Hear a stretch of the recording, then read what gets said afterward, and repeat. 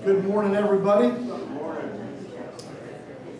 We are starting Zechariah 11 and 12 hopefully today, and then we'll finish Zechariah next week with 13 and 14. Then Bob will come back and do Malachi for 2 weeks. That gets us through our quarter system's a little bit messed up. I don't know if you've been paying attention to that or not, but we are going to run this quarter through the first Sunday of August, because Lynn and Don Allen have the second, third, and fourth Sundays of August. We're all going to be meeting together while they go through the new strat plan. So this quarter is going to be 1 week long. Then we're going to have that 3 weeks, and then the next quarter will be a little bit short. But other than that, just to kind of let you know what's going on. So I have a different kind of question here. Who all read Zechariah chapter 11 before class this morning? Sometime this week? And did you read it with or without a commentary? My guess is if you read Zechariah chapter 11 without a commentary, you're going to have a lot of questions, because I did. And I'm,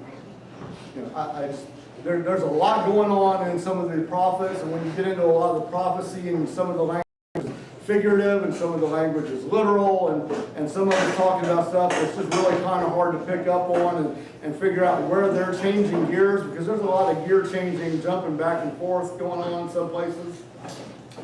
So a commentary is very helpful. So as a study guide, I want to just talk about that for a second. When you're studying, there's a difference between reading the Bible and studying the Bible, isn't there? You can go through, and so I've got, my reading program is not the Bible in a year program, because I couldn't stick with that. So I did something a lot more simple, a lot simpler. I handwrite my reading schedule, and I do 3 chapters of Old Testament a day, and I do 2 chapters of New Testament a day. And I handwrite it and prints my sheet out for me, and I handwrite it. And I stick with that better than I could with the daily Bible. It just works for me. But if you read 2 chapters of New Testament a day, you'll cover the New Testament in 3.5 months. So you'll cover it 3 times a year, basically. Okay, at 2 chapters a day. You've read the New Testament 3 times in a year. Have you studied anything? No, you've read it. 5 to 7 minutes, and you can cover it. But if you really want details and you want to understand the depth of it, you've got to stop, slow down, and pay some attention and look at what this means, and go over here and go over here and put some things together. So when you're studying your Bible, you need some study aids, and commentaries are a really good one, because they are people that have studied this in depth over decades, a lot of them, and they can give you their thoughts, and they've read other people that studied it for decades.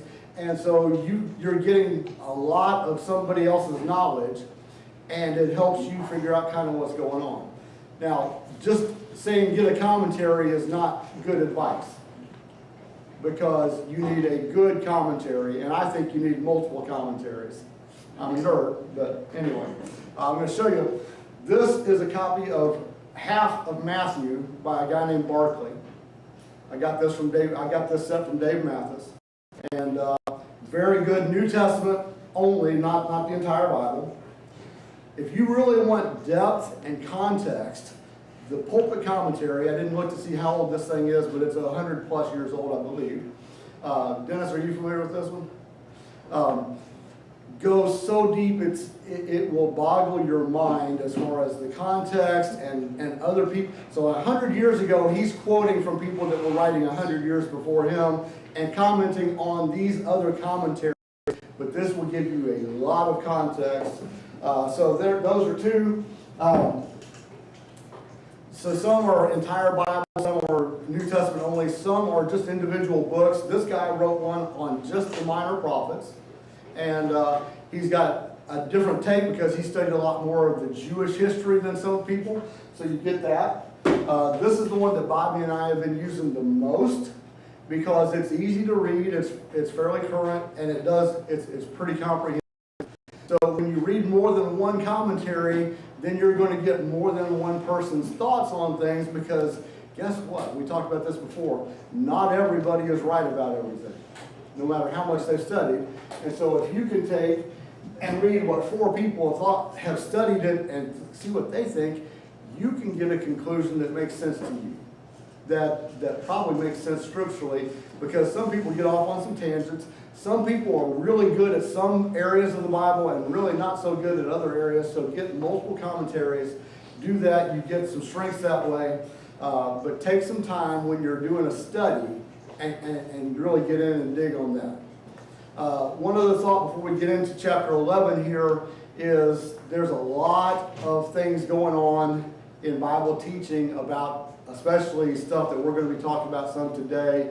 When you get into the end time stuff, you know, people talk about the rapture, they talk about tribulation, they talk about pre-tribulation, they talk about millennialism and premillennialism and postmillennialism and all this stuff, right? And the final battle of Armageddon, and everybody's got thoughts on it. And one guy that was here said this a long time ago. He said the hardest people to change their mind are Christians, because every one of them's got an opinion and a verse. And they're going to stand on that verse even when it's completely out of context. So if they're wrong, they're still going to stand on it because they're going to stand on that verse. One verse doesn't get you what you need for context and for correctness, does it? So you have to have a study of the complete part of the Bible to get that. And so some of the things, like some people pull stuff out of Revelation and say, well, this means this. Well, if you're going to take, say, 1,000-year reign, and you get that in Revelation, you have to look at the terminology and see if you're comparing the rest of the terminology the same way. Because if you're going to take 1,000-year reign and say this is literal, then what about the 144,000 that are all that's going to be saved? Because if you take that, then out of the entire time of history, there's only 144,000, and guess what? If you're not a Jew, you're out of luck. Because it's 12,000 from each of the 12 tribes of Israel, and if you're not one of those, you don't have a chance. You know, so if you're going to take something literal from one place, you have to look at whether you can take everything literally from there or not. And if not, then you don't stand too hard on it, because you might not be correct. So I am not going to take a stand on any of those issues that I just mentioned. There's another one that says that the church has replaced Israel, because we are called spiritual Israel. We are called that. Does that mean that in this final battle of Armageddon, that's going to be the church instead of Israel? Does that mean Armageddon is actually going to happen the way we read it, or is that some more figurative stuff? So again, not taking a stand. Dennis, you're smarter than me. Go ahead. You're not very smart. I won't argue that. Go ahead. I would encourage people to read and study. We have a lot of commentaries now that are written by our brethren. Yes. When you get into these other things, God is through with Judaism. People don't understand that. I encourage you to look up the word rapture. Mm-hmm. See if you can find it. Yeah. And many of these others. Jesus is not coming back to this earth. He's going to call us up into the heavens. Thessalonians teaches us that. Yep. Second Thessalonians. He's through with Judaism. One of the difficulties we have today is trying to make Israel something special. Israel is a country of atheists. They don't even believe in God. And God is through with that. I go on for days. But I would encourage you to get commentaries that are written by the brethren. Okay. Yep. That you know that are going to teach what the Bible teaches. Okay. And to your other point about me, I preached a sermon a couple of years ago. That's probably been 5 or 6 years ago. And John Sullivan, I gave a 5-year history of non-denominational Christianity over the last 500 years, and as part of the sermon. And when I got done, John Sullivan came up to me and said, I had no idea you were that smart. And then he followed that up by saying, and I still don't think you're that smart. He said, it was nothing but the Holy Spirit helping you. I said, you're right. So, all right, moving on. Zechariah chapter 11. There is a oracle that starts in chapter 9 and ends at the end of chapter 11. An oracle is just a pronouncement or a judgment of God. And so we're in the middle of that. And the first 3 verses of Zechariah are really kind of interesting because they don't necessarily fit really well. Chapter 10 ends with some poetry. Chapter 11 starts verses 1 through 3 with a poem. It doesn't seem like it's part of chapter 10's, but then it switches gears completely going into verse 4. So where does it fit? And just remember that Zechariah didn't write chapter 1, verse 1, 2, 3, chapter 2. There were no chapters and verses when he wrote this. This was just one long letter. Somebody came in, the last couple thousand years and put all those books and verses there. So that break is not something that was there originally. So we get that, and verses 1 through 3, we're going to do a little bit of this today. All right, verses 1, 2, and 3. Open your doors, Lebanon, so that the fire may feed on your cedars. Wail, juniper, because the cedar has fallen, for the magnificent trees have been destroyed. Wail, oaks of Bashan, because the impenetrable forest has come down. There is a sound of the shepherd's wail, for their splendor is ruined. There is a sound of the young lion's roar, for the pride of the Jordan is ruined. That doesn't really fit with 10, and it doesn't, and we don't know for sure where it goes. But it seems to lend itself more toward the beginning of chapter 11, and going into chapter 11. But if you do that, scroll down here and get where we're supposed to be, then it's a really sharp contrast, because chapter 10 was talking about Israel being restored, and it's all kind of good news, and everybody's starting to feel good about themselves, and this is not so good news. This is back to some judgment. So you get this, there's devastation coming, is what he's telling to the entire area, because they have rejected, and we'll get into the reason more as we go through the chapter, but the reason the devastation is coming is because they have rejected the Messiah, the Good Shepherd. So this is bad news coming. This is probably going to be the destruction of the whole area by the Romans, including the fall of Jerusalem AD 70 that he's forecasting right now. Okay. So Lebanon was famous for what? The cedars, right? The trees, okay?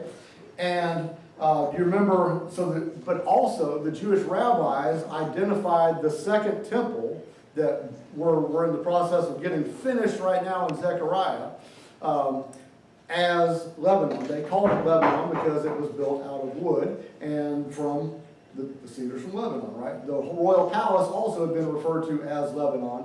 So whether this is figurative or literal, we don't know for sure what all is going on. But there is a judgment that we know is going to happen, and it's going to involve both the people and the land of Judah. All right. So the pines and oaks are going to wail, because if the cedars don't survive, they're not going to survive. Bashan was east of the Jordan and north of Jerusalem, still part of Israel proper. Do you remember what Bashan was known for? Rich fields and really good quality cattle. You remember, I can't remember, was it Amos when he was really irritating people and insulting them, but he referred to their wives as complimentary as their wives resembling the cattle of Bashan. And nobody was insulted by this, because that was if you go back to Solomon and Song of Solomon, the compliments back then were a little bit different than what we use today. If you tell somebody a woman they look like a cow today, you're probably going to get hit, right? Not the case back then. So it had been allotted to the half-tribe of Manasseh, known for its rich pastures and choice cattle. Jordan helps describe the entire area that's going on, and the thickets on the banks of the river were known for their lairs for lions. Lairs for lions. Say that 3 times fast, right? So the lions are going to be roaring because their thickets and their lairs and their food have all been destroyed. And they probably represent, the shepherds and the lions are probably representative of the leaders of the Jews. We get that in verse 5 and also in chapter 10, chapter 10, verse 3. The leaders of the Jews had not cared for their people the way they were supposed to. And so they are not good shepherds, and we know that. So moving on down in here, Hebrew writing style, quite often, our writing style is cause and effect, right? So we will tell you this is a problem, and this is what happened because of the problem. Hebrew writing will tell you, this is what happened first. They give you the effect, and then they come back and say, here's what caused it. So we get the destruction here. Now we're going to get more into the reason of it. The people rejected the Messianic shepherd king. So the purpose of this section is to dramatize the rejection of the coming Messiah and the resulting rejection of Israel. You're going to reject the Messiah, God's going to reject you. And it's going to be really bad because God's rejection is a lot worse than your rejection, right? Verse 4, Zechariah starts out by saying, this is what the Lord my God says. He's giving me an order here. He tells me to pasture the flock that is doomed to slaughter. That's encouraging, isn't it? Go out and be a shepherd to a bunch of sheep that are going to die. Great, okay. So it's kind of a dual commission here. Are you familiar with the term types? A type is something that happens before that is kind of symbolic or representative of something that's coming later. So the temple was a type of the temple.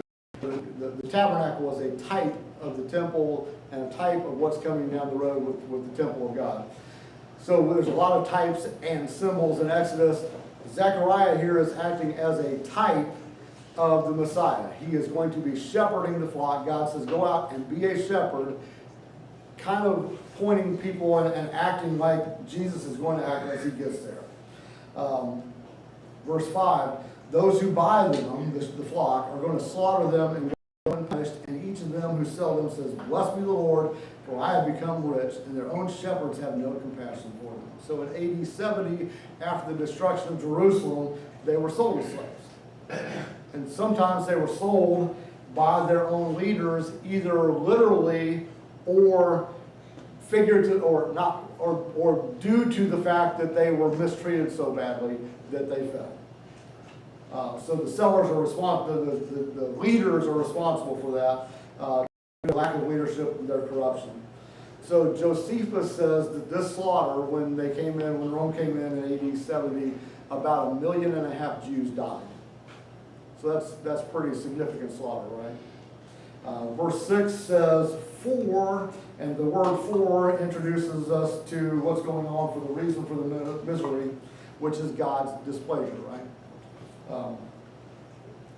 There may have been some fulfillment of this. Again, there's what we call progressive fulfillment, or so sometimes something is fulfilled partially before it's fulfilled completely. So there may have been some of this misery in between what the intertestamental testamental times between Malachi and Matthew. We know there were wars, there was suffering going on, but the real suffering is coming down the road. So this is probably the fullness of it during the Roman rule, the emperor, the oppressors of the Romans. But God wants to make clear that everybody knows that the Romans came in and did this only because God allowed it to happen.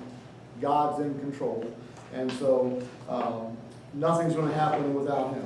I will let the people fall, each into another's power, verse 6, and into the power of the king, and they will crush the land, and I will not rescue them from that power. So God is in control. I'm going to let this happen, and we're going to have reasons for it. So verse 7, Zechariah says, so I pastured the flock. That's pretty calm, right? I did what I was told to do. I pastured the flock. He doesn't give us a whole lot of detail here. They were due to slaughter, so I took care of the afflicted, and I took 2 staffs. And why 2 staffs? You got a name. They've got 2 names, yes. Yep.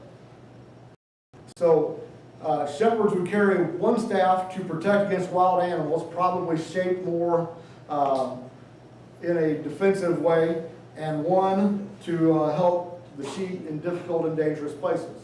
So you've got that hook, if a leg's stuck, you can reach out with a hook and pull and help get them out. But if you've got a lion coming at you, that hook doesn't do you a lot of good. You want something else that will take care of the lion, helping them.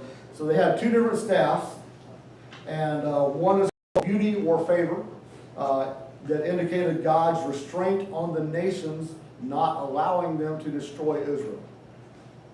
So God had a covenant with the other nations that they probably didn't realize that was there.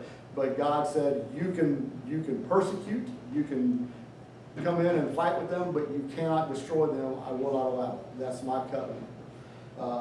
The second one is union, or bands, or bonds, depending on how you're reading it. That refers to brotherly ties within the nation. So you've got Israel and Judah that had separated, but they were still, supposedly part of the same nation. They were all part of the same bloodline. And you've got, all the tribes, and everybody's in their tribe. So the brotherly union that's going on there. Verse 8 is fun. Then I did away with, so this is Zechariah acting as shepherd. Then I did away with the 3 shepherds in 1 month. Who are those 3 shepherds? Anyone? Bueller? The 2 commentaries I used for this both said that they had read 40 different interpretations of that sentence.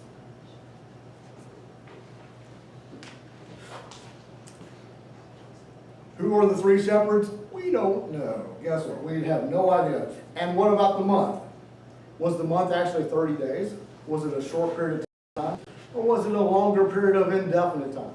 We don't know. Because we don't know exactly how this came about. How about the shepherds? The main ideas are that they were the leaders of the 3 Jewish factions during the siege of AD 70, not 7 dash. Or they were 3 of the Seleucid kings. The Seleucids were ones that ruled and came in and took over Israel during that intertestamental time. And it might have been them. Or it might have been several of the high priests that were not good priests, good shepherds. Or it might have been the 3 classes of leaders, prophet, priest, and king, or civil authority. And we really don't know, right? Okay. But if it was symbolic, we know this. God, through Zechariah here, and God through Jesus later, is going to remove all the unacceptable, unworthy leaders. He's going to get rid of all of them. That's going to happen. The second half of 8. There's a thing with number 3, too. The 3, the fact that the number 3 means whatever was going to happen was going to be complete. Complete, yes. So the number 3 is complete, means complete. So God is going to completely get rid of them. All right. Second half of the verse, for my soul was impatient with them, and their soul was also tired of me. In other words, this is mutual disgust, right? You make me sick, well, you make me sick. So let's just end this relationship now. Okay, let's end this relationship now. Dale? In verse 2, verse 5, here he's giving orders to God. Your buyers slaughter them, go unpunished, those who sell them, praise the Lord, to the shepherd do not spare them. And then he goes down and he says, I got rid of 3 of them. I tell you, God is behind you. I'll thank you. That's right. If you let it and follow what God said, don't waver off and try to keep those guys on or whatever, but he did what God told him. Right.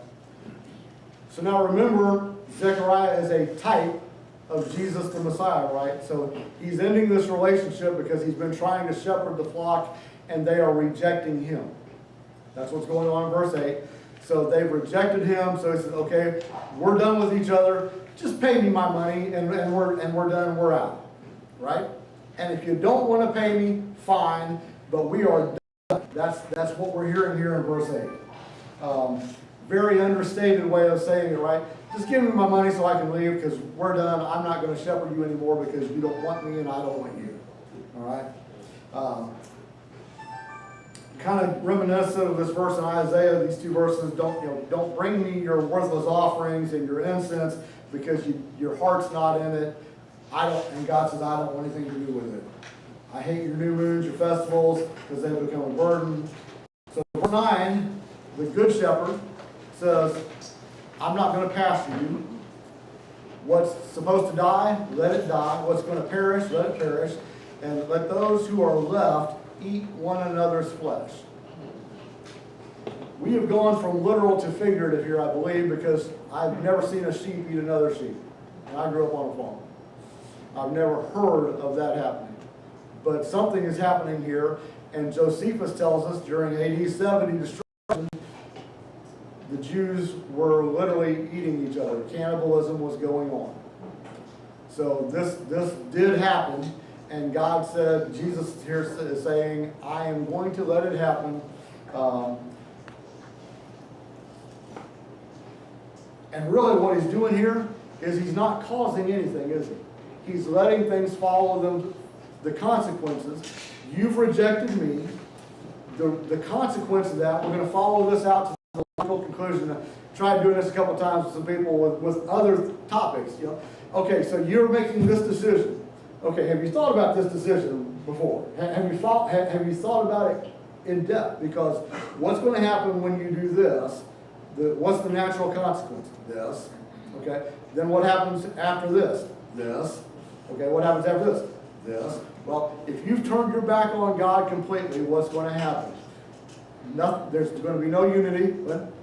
I was just going to say, it's clear about Scripture that the worst thing God can do to people is not punish them, it's abandon them. That's by far the worst thing he can do.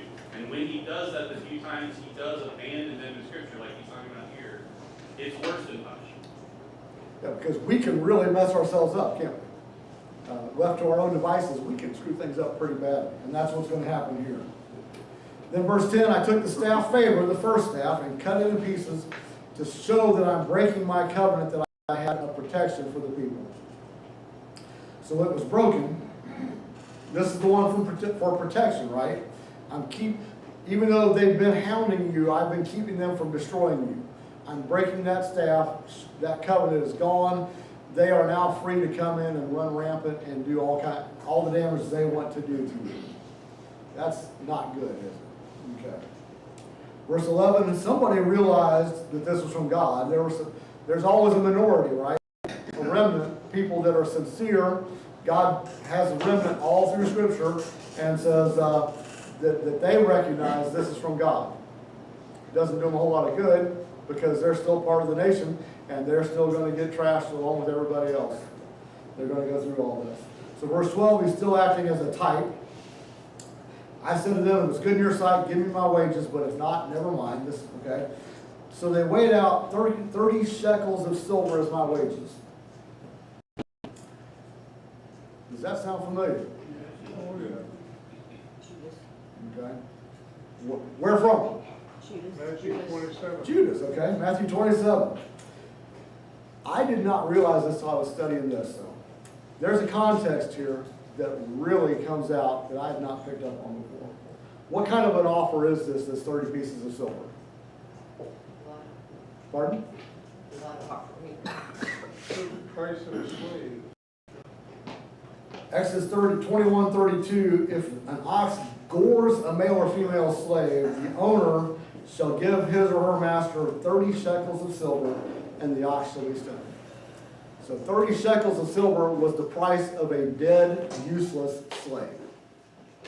This is the offer that they're making to Jesus. For you. For himself. Is the price of a dead slave. Also was referred to as a trifling amount. This was an incredible insult. This price of silver was, a live slave was worth double this. A dead slave is worth 30 pieces of silver. This is incredibly insulting to Zechariah here. The price is just pittance, right? There is probably a proverb from them that says, when you throw it to the potter in verse 13, God said to me, throw it to the potter. There's a proverb that says, you're throwing to the potter is just throwing something away that's worthless. Potters worked with clay, right? They didn't work with anything valuable for the most part. So the proverb is, you're throwing this away, it's just worthless. There are 30 pieces of silver. And then I kind of, y'all, if you know me, you'll know that I appreciate this. God uses irony and God uses sarcasm. Right? That magnificent price at which I was valued, that we just talked about the value of it, God calls it magnificent. He doesn't mean it, right? This is God being very sarcastic. So I threw them to the potter in the house of the Lord, because that's where God told me to do it. And where did Judas throw it? In the house of the Lord. He threw the pieces down on the ground. So you've got this going on with a partial fulfillment and then the final fulfillment also, throwing it on the ground. And what was done with the money? They went to the potter's field and bought it so that they could use it for unclean use of people who were died that weren't worthy to be buried in the regular places. But the whole reference, I get the whole reference out of this as being, if it was the price of a dead slave, not just a slave, a dead slave. Yeah. That 30 pieces of silver now is that, as you say, equating to Christ. Mm-hmm. But they did not believe him so much and they wanted him to die. Yeah. So it was a extremely alluding thing to that, Oh, yeah. prophecy like that. Right. So now, just a little point. Chris, Yes, sir. a little bit of that, we didn't hear any of that. Can you repeat what he said? Okay. No, can you, So we couldn't hear what you said, so I was just wanting to see if you could. can you repeat that? Oh, the 30 pieces of silver really has a lot to do with what they thought Christ, was the high priest at that time, they thought that the value of Christ is a dead slave. Yes. Yeah. To me, it seems like a very intriguing thing to be prophesied like that that's what would happen. Now, I always thought it was interesting. So the high priest knew, they read Zechariah. And you don't want to prove Jesus is the Messiah. Why do you exactly duplicate the prophecy? You know this prophecy. 30 pieces of silver. Hey, Judas, let's give you 30 pieces of silver. And then, oh, he throws it back at me. Hey, let's go to the potter's field. And what are you thinking if you're really trying to disprove the messiahship of Jesus, but you're literally fulfilling the prophecy about him? So right? Okay. So this is something, just a small point here. Matthew chapter 27, verse 9, we're talking about this, says it's quoting Jeremiah. But it's quoting Zechariah right here. There's an allusion to the circumstances of the AD 70 in Jeremiah, of all the things that are going to happen. But the quote is Zechariah. So when somebody comes to you and says, see, the Bible's not true because they can't even get their facts straight. Anybody got an answer for that? That's one of those discrepancies, right? What do you do with that?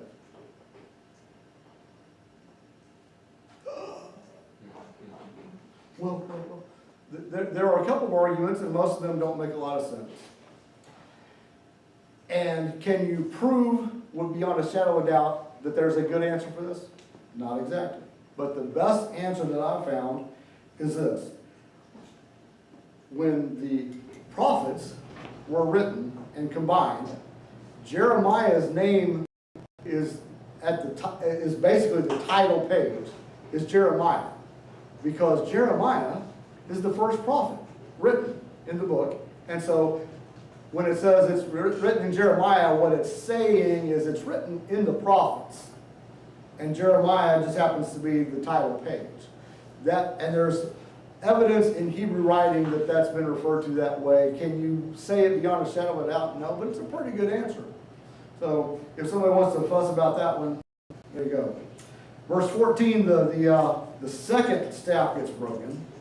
What's the significance of that? Union.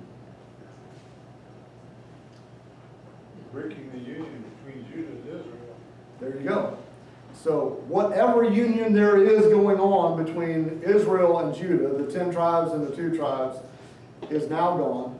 But not just that, there's a complete dissolution of any unity in Israel at this point, in Judah, in Jerusalem. This is a big mess, and God says, I'm breaking that staff, that covenant, so you guys are going to fuss and fight like you would not believe. And which led to them being not able to defend themselves against the Romans, because they couldn't get along with each other. They were so busy fighting each other that they weren't prepared to defend themselves against the Romans. Okay. They were bitterly hostile. We see the hostility when Jesus is 30 to 33-ish, right? It does nothing but get progressively worse for the next 30 plus years until Jerusalem falls. So now, Zechariah verse 15, God says, take now the equipment of a foolish shepherd and go out there and act like a shepherd again, but act like a bad shepherd. Okay? So there are some tools there. And the word foolish is not what we think. It means morally deficient. It means not just not too smart. It means one who doesn't care about the shepherd, the sheep. So what you're going to do is you're not going to seek the scattered. You're not going to care for the perishing. You're not going to heal the broken. You're not going to provide for the one that's exhausted. But you will devour the flesh. You're going to eat your own sheep that you're supposed to be protecting. This is what I want you to do so people will see what's going to happen with this bad shepherd that I'm going to raise up at some point. Okay? So you can, if you want good shepherds in your church, then you can take these and just do the opposite and say, oh, are our shepherds doing this? Are they doing this? And that's pretty much where we get, right? But his actions are the opposite. Tearing off the host actually means searching, you're tearing off the host of the sheep you just ate, because you're going to get every last scrap you can get out of that thing. Okay? So verse 17 then, there's another judgment on this shepherd. We don't know who this shepherd is, do we? Anybody want to tell me who that shepherd is? Has he shown up yet? To this extent, we cannot say anybody has ever shown up to this extent to be this kind of bad shepherd. So that probably leads us toward the Antichrist. But what's going to happen is his arm, the symbol of his power, is going to be totally withered or paralyzed. His right eye, the symbol of his intelligence, is going to be blinded or frustrated or nullified. So all the power he has, all the knowledge, all the cunning, God says, I'm just going to make him look like a very weak fool when I place my judgment on him, because he has nothing that he can do. Okay, so this ends the oracle of the judgment. And what we get here is the judgment has gone from the nations now from out here to the center to Jerusalem. And then coming up in chapters 12, 13, 14, blessing is going to start with Jerusalem and go out to the nations. All right, chapter 12. This is the second oracle or pronouncement. And this will contrast the initial judgment with the ultimate deliverance, restoration, and blessing. And this is one of those things where he's referring to Israel. And if you want to say that's spiritual Israel versus physical Israel, I'm not going to argue with you. This is, there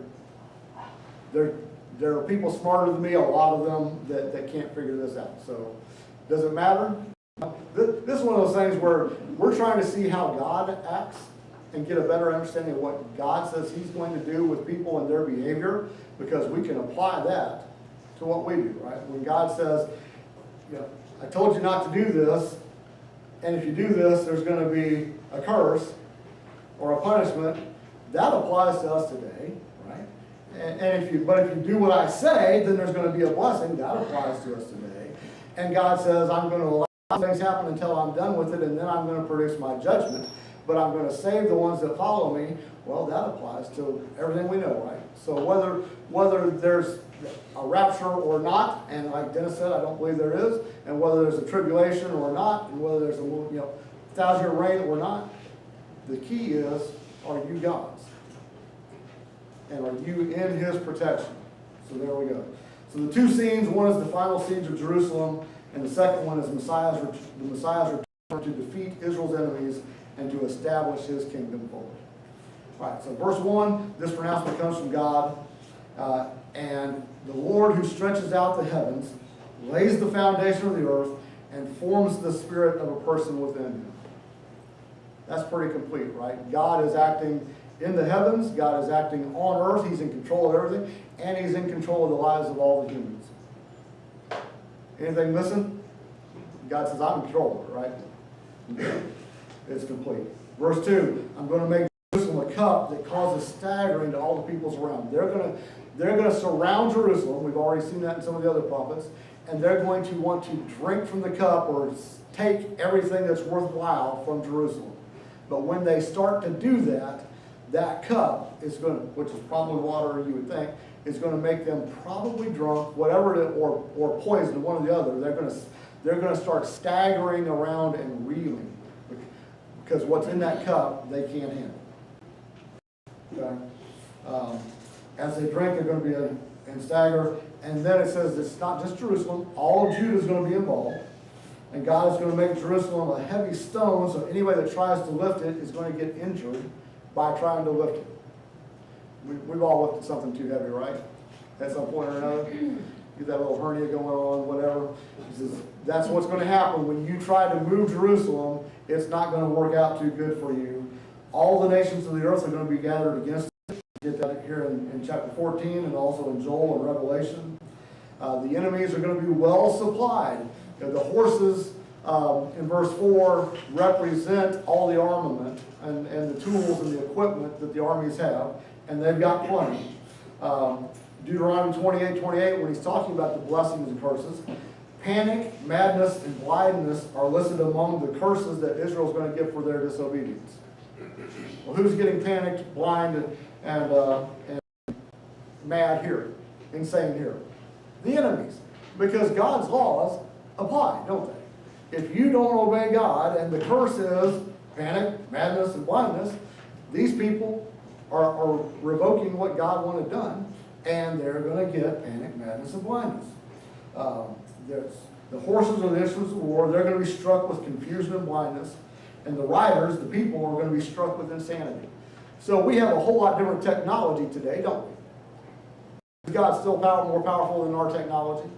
Yeah. So if there's a missile in the air, can God make it go the wrong direction? Can he make it turn around and go right back where it came from? If he wants to, do what he wants, right? So he is still in control, no matter what the technology is, and he is still going to do what he says. He's going to do all the striking while he's watching over the house of Israel. That's verse 4. I will strike every horse, but I will watch over the house of Judah while I strike every horse of the people. The wise leaders of Judah, verse 5, are going to recognize that Jerusalem is winning the battle, and they're going to, the wise ones out, so you've got Jerusalem and then you've got Judah out here in the country, and the people out in the country are going to say, well, Jerusalem's winning, but the only reason they're winning, we can see this, is because God's working in their behalf.